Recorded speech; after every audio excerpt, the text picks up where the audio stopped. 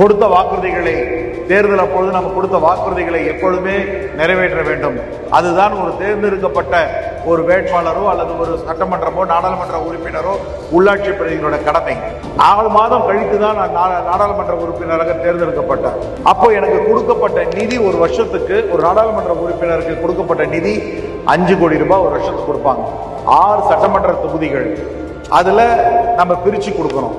ஆனா நான் 6 மாதம் கழித்து போனதுனால எனக்கு 2.5 கோடி ரூபாய் தான் கொடுத்தாங்க அந்த வருஷம்.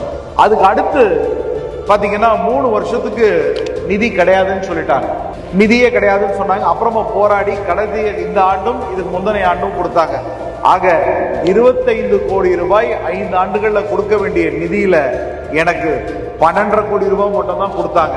அதுல மட்டும்தான் நான் தொகுதி மேம்பாட்டு நிதிகள் எல்லாம் வேலைகள் எல்லாம் செய்ய முடிந்தது.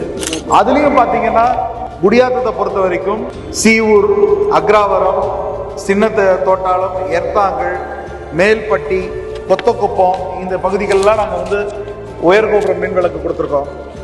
நெல்லூர்பேட்டை, வார்டு 36 அசோக் நகர், 15 பாலிடெக்னிக், அதே மாதிரி ராஜக்கல், பாலூர் இங்கெல்லாம் நாங்கள் பயணிகள் நிழல் கூட கொடுத்துருக்கேன். சித்தூர் கேட்டு, ஏர்த்தாங்கல், பெரும்பாடி, மேல்பாட்டி, பரதராமி இந்த பகுதிகளெல்லாம் திருப்பியும் பேருந்து நிலையம் கொடுத்துருக்கேன்.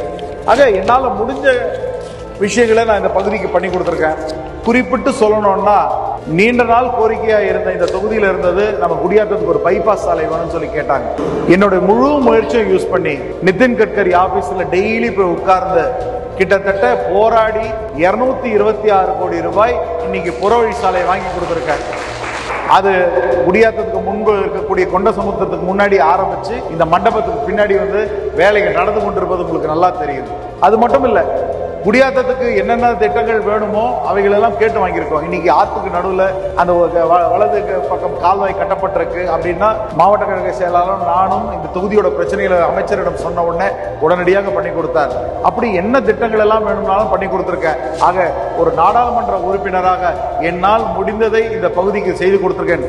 அதுக்கும் மேல எப்பவுமே ஒரு மனுஷனோட சந்தோஷத்துல பங்கெடுப்பதை விட அவனோட சோதனை காலத்தில் கூட இருப்பதுதான் மகத்தானதுன்னு சொல்லி கேள்விப்பட்டிருக்கேன். என்னோட சகோதரி காலத்துல நீங்க எல்லாம் இருந்து எனக்கு ஒரு வெற்றி வாய்ப்பை வாங்கி கொடுத்தீங்க.